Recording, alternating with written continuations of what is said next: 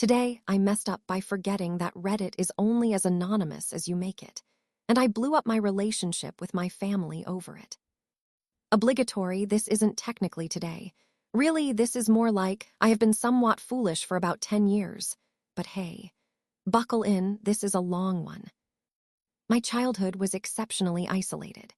When I was about 5 years old, we moved to the top of a mountain in the middle of the desert, ostensibly because my parents wanted their eventual 11 children to grow up free and wild, but also because extremely traditional Catholicism tends to stick with children when those children have absolutely no contact with reality. We would descend the mountain for church on Sundays, and then once a month we would join other Catholic homeschoolers for a morning at a local park. Some years we participated in 4-H, but that was about the extent of my socialization. I was unhappy, but I was never quite sure why, and my parents were always very quick to explain that my unhappiness was a result of the devil or a spiritual attack. Enter the internet. The glorious, populated, community-filled internet. As an older teenager, I began taking some classes online, and I acquired an ancient brick of a laptop to help with that. Naturally, I eventually found Reddit. Finally, I had found a place where I could have a community with other people, and nobody would ever have to know that I was an awkward homeschooler with a terrible long skirt and an awful haircut. I started in the Catholicism subreddit and tended to keep it open on one tab in case my parents walked in, but then in another tab I could explore. And oh, the freedom of exploration. I learned about history and science. I joined fandoms and discovered podcasters. I learned interesting terms like bisexual and even saw explicit content for the first time. And I talked to other people who weren't homeschooled or sheltered or even Catholic. I'm not going to lie, I said some ridiculous things. For the first solid, 6 years that I was on the platform, I was drinking that Catholic Kool-Aid hard. If you look far enough back at my history, you will find a homophobic, transphobic religious bigot. Honestly, it is quite embarrassing. I also had a habit of occasionally complaining about the things my family did, especially as I began to realize just how desperately abnormal and unhealthy my childhood was. A word to the wise, kids, do not post your family drama on your main account. It will eventually come back to bite you in the rear. Eventually, with time, love, and joining the real world, I grew out of the cringe. I left the Catholic Church once I finally realized the depths of its misogyny, racism, and corruption.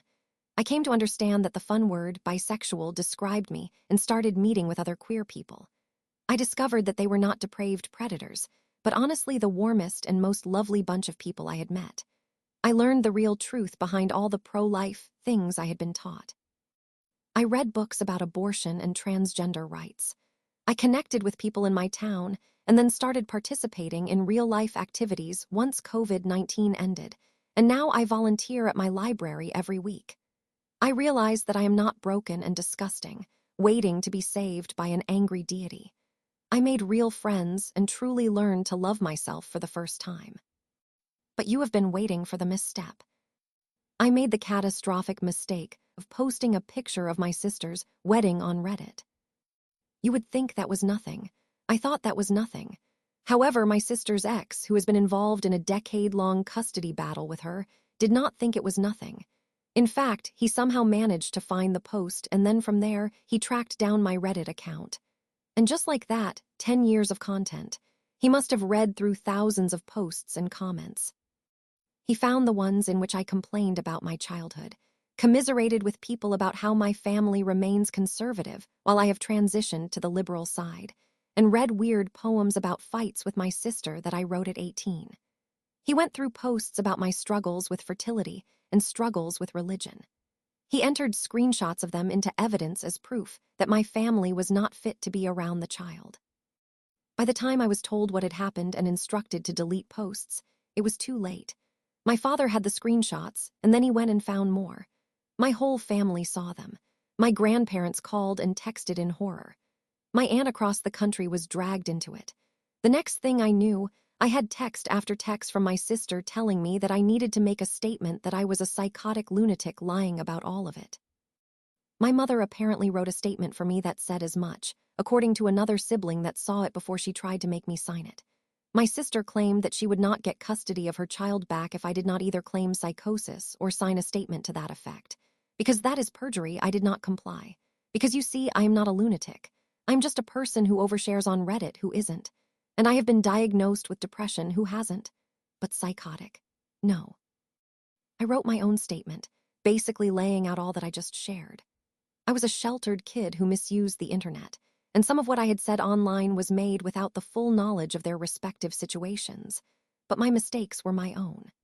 And because my sister had been adamant that I needed to call myself psychotic, and my mother had already written something for me, I thought it best to send my statement directly to my sister's lawyer, so that nothing could be added or amended without my knowledge.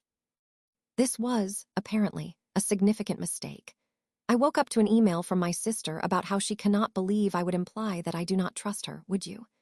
And how I am going to die alone without any friends or family. She's going to portray me in court as mentally unstable anyway, because only a crazy person would check notes, talk to a lawyer in a legal situation, instead of the person who already seems to have made plans to have me commit perjury. My whole family basically hates me, and that is that. All in all, you might agree there is no great loss. And it is not. No, friends, the loss is this Reddit account. 10 years of karma. 10 years of relationships and carefully curated content. I shall have to start again with a new account, hopefully much more anonymous this time around. I am torn between never touching this account again and using it as my new account exclusively for writing erotic content, since now I know my father will be looking at all my posts in disapproval anyway. Might as well lean into it. I would say I will catch you all on the flip side, but I really hope I am not caught anywhere. I am so ready to return to being just another anonymous face in the Reddit crowd, and this time I plan to stay that way. To summarize, I used Reddit like a personal diary for a decade, and much like what happened with my actual diary when I was 10 years old, my family found it, and it has basically destroyed our relationships.